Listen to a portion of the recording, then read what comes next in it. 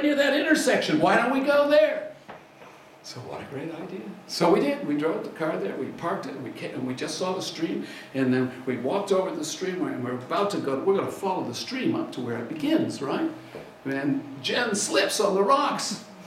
She's injured on the Ruskin Road. She has a bad shin. It really was a bad shin, but she was very wonderful. She said I should go on and have a look for it. So here's Ruskin's description of where it is. He says, the fountain of the Brevon lies halfway up the side of the halfway up the side of the mountain, near the hamlet of Létine, nearly opposite the foot of the Tapia. It took us about 2 days to figure out what the Tapia is. The Tapia is sort of a flat area about a quarter of the way up the Alps on the other side. Its waters rise and murmur, scarcely audible, from the foot of a crag of grey mica slate, whose splintered surfaces gleam like sheets of silver in the bright circular pool. Only the dancing domes upon its silent surface indicate the young life of this stream. Only those and the rippling sound of its motion over the tip of its basin as it threads its way among white pebbles. So I'm putting that down. Basin, Tapia, white pebbles, things like that. Through nets of verdant moss.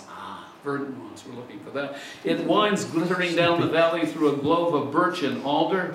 More clues. The quiet image of frozen mountains and is lost too soon in the gigantic turbulence of the Yar. And so this was pretty much what was coming down right beside us. So Jen decides to sit down there at the bottom. She said, go ahead, Jim, go and find it. You know, you won't be happy unless you go and find it.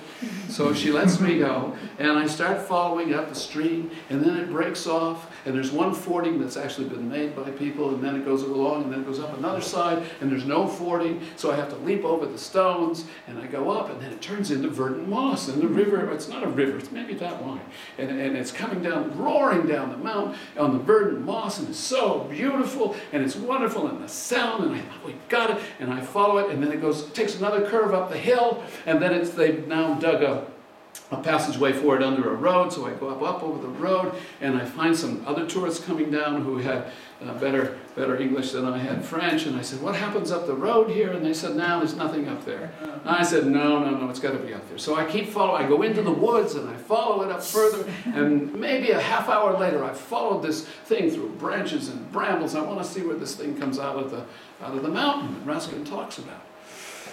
And I never find it. And I really tried to find it. So now we're going to see another video. Oh.